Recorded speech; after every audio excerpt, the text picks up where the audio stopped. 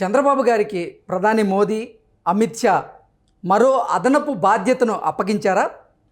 దక్షిణ భారతదేశంలో భారతీయ జనతా పార్టీకి సంబంధించినటువంటి గ్రాఫ్ను పెంచే బాధ్యత అమిత్ షా, మోదీ చంద్రబాబుకి అప్పజెప్పారా అంటే అవుననే సమాధానం ఇస్తున్నారు కొంతమంది రాజకీయ విశ్లేషకులు. ఇక ఇదే అంశానికి సంబంధించి మనతో మాట్లాడేందుకు ప్రముఖ రాజకీయ విశ్లేషకులు కృష్ణకుమారి గారు మనతో ఉన్నారు. మేడంతో మాట్లాడదాం. మేడం నమస్తే. మేడం నమస్తే. దక్షిణ భారతదేశంలో భారతీయ జనతా పార్టీకి సంబంధించినటువంటి గ్రాఫ్ను పెంచే బాధ్యత కూడా అమిత్ షా, మోదీ చంద్రబాబు గారికి అప్పచెప్పారు అంటూ కూడా ఒక వార్త ఇప్పుడు సోషల్ మీడియాలో చక్కర్లు కొడుతూ ఉంది. ఇప్పుడు దక్షిణ భారతదేశంలో భారతీయ జనతా పార్టీకి ఇన్ని స్థానాలు రావాలి, ఇన్ని స్థానాలు వస్తేనే మన గ్రాఫ్ బాగుంటుంది, మన ఎన్డీఏ కూటమి కూడా బలంగా ఉంటుంది అనేటువంటి ఉద్దేశంతోనే చంద్రబాబు గారికి మోదీ, అమిత్ షా అదనపు బాధ్యతను అప్పచెప్పారు అంటూ కూడా ఒక వార్త ఇప్పుడు సోషల్ మీడియాలో చక్కర్లు కొడుతున్న నేపథ్యంలో ఏంటి మేడం దీని మీద మీ విశ్లేషణ ఏంటి?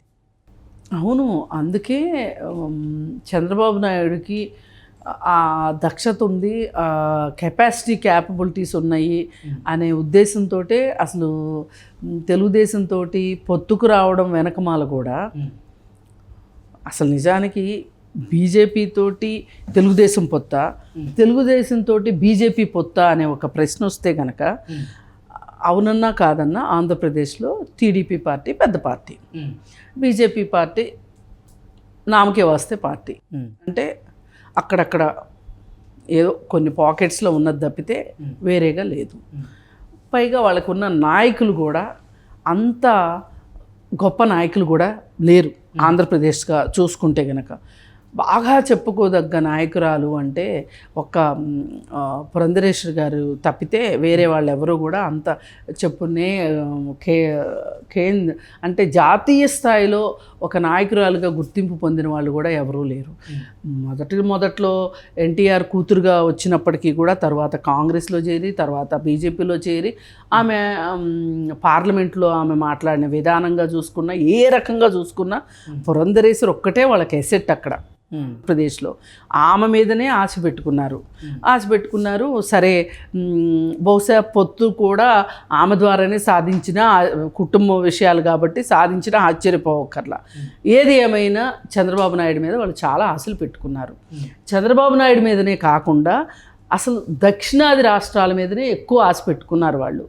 ఎక్కువ ఆశ పెట్టుకొని మొన్న ఈ మధ్య నితిన్ గడ్కరీ ఇచ్చిన స్టేట్మెంట్ ప్రకారంగా చూస్తే కూడా మాకు నార్త్లో ఏమైనా ఏ ఇబ్బంది వచ్చినా పర్వాలేదు, కానీ మాకు అక్కడ వచ్చే నష్టాన్ని సౌత్ పూడుస్తుంది అని చెప్పి ఒక డైలాగ్ వేయటం. అవును, ఎగ్జాక్ట్. అంటే ఆ మాట అన్నారు అంటే సౌత్ మీద వాళ్ళు చాలా ఆశలు పెట్టుకున్నారు. మరి ఈ సౌత్లో పరిస్థితి ఏంటి అని కనుక మనం ఒకసారి విశ్లేషణ చేసుకుంటే కేరళలో వాళ్ళకి పెద్ద పరిస్థితే లేదు, తమిళనాడు కూడా చాలా కష్టం, కర్ణాటకలో ఇంతకుముందు వాళ్ళకి 26 ఉన్నాయి.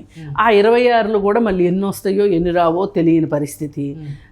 మరి తెలంగాణకు వచ్చేసరికి తెలంగాణలో ఇప్పుడు 2, 3 ఉన్నాయి, వాళ్ళకి 4 ఉన్నాయి. ఈ 4 ఇప్పుడు స్వయం బాపురావు ఆదిలాబాద్లో పోటీ చేశాడు. ఆయనకి ఇన్నూ బీజేపీ పెద్దలకి కొంచెం స్పర్ధలు వచ్చినట్లున్నాయి. మరి అరవింద్, బండి సంజయ్, కిషన్ రెడ్డి వీళ్ళ ముగ్గురు భవిష్యత్తు ఏంటి? అలాగే ఇంకొంతమంది అంటే వాళ్ళు మాకు 7 స్థానాలు 8 స్థానాలు వస్తాయని చెప్తున్నారు, కానీ ఎంతవరకు వస్తాయి అనేది కూడా ఇక్కడ కూడా పెద్ద ప్రశ్నార్థకమే. వాళ్ళు వేసిన వాళ్ళ వ్యూహం ఏంటి అంటే చంద్రబాబు నాయుడు మీద ఆశ పెట్టుకోవటానికి తెలంగాణలో ఒక సాంప్రదాయక ఓటు ఎవరికి టీడీపీకి ఉంది. అది ఈ రోజుకి కూడా చంద్రబాబు నాయుడు మాట ప్రకారం వేస్తారు అనే ఒక నమ్మకం చాలామందికి ఉంది. అందుకని తన శ్రేణుల ద్వారా టీడీపీ పార్టీ ఉంది కదా, ఇక్కడ శాఖ ఉంది, ఇక్కడ అధికార ప్రతినిధులు ఉన్నారు, వాళ్ళ ద్వారా బీజేపీకి ఆ ఓటు ట్రాన్స్ఫర్ చేయించాలి అనే ఉద్దేశం కూడా ఉంది వాళ్ళకి. అందుకే మాకు తెలంగాణలో ఎక్కువ సీట్లు వస్తాయని వాళ్ళు డంకా బజాయించి చెప్తుంది. అందుకు వాళ్ళ ఉద్దేశం ఏంటంటే ఒక మిడిల్ క్లాస్ ఓటు మాకే వస్తుంది, అలాగే టీడీపీ ఓటు మాకే వస్తుంది, ఎలాగూ బీజేపీ ఉంది కాబట్టి మాకే వస్తుంది, ఇప్పుడు మారిన పరిస్థితుల దృష్ట్యా టీఆర్ఎస్ కూడా ఖాళీ అయిపోయింది కాబట్టి ఆ టీఆర్ఎస్ నుంచి ఓటింగ్ కూడా మాకే వస్తుంది, ఇట్లా చాలా వ్యూహాలతోటి వాళ్ళు ఉన్నారు. ఇకపోతే ఆంధ్రప్రదేశ్లో ఇప్పుడు పొత్తులో ఉన్నారు కాబట్టి తను గెలవడం కోసం విన్ విన్ సిచ్యువేషన్లో బీజేపీని కూడా గెలిపిస్తాడు చంద్రబాబు నాయుడు. ఇది వాళ్ళ ఆశ. ఈ రకంగా సౌత్లో వాళ్ళు చాలా ఆశలు పెట్టుకున్నారు. ఆశలు పెట్టుకుని చంద్రబాబు కూడా ఏం చెప్తున్నారు అంటే, మా అభ్యర్థులను నువ్వు గెలిపించు, నీ అభ్యర్థులను గెలిపించే విషయం కూడా మేము బాధ్యత తీసుకుంటాం అని చెప్పటం జరిగింది.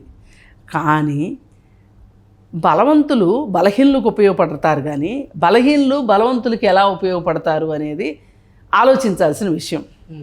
అంటే వీళ్ళు మోడీ మెస్మరిజం ఏదైతే ఉందో, కానీ ఏదైనా వాళ్ళిద్దరూ పరస్పరం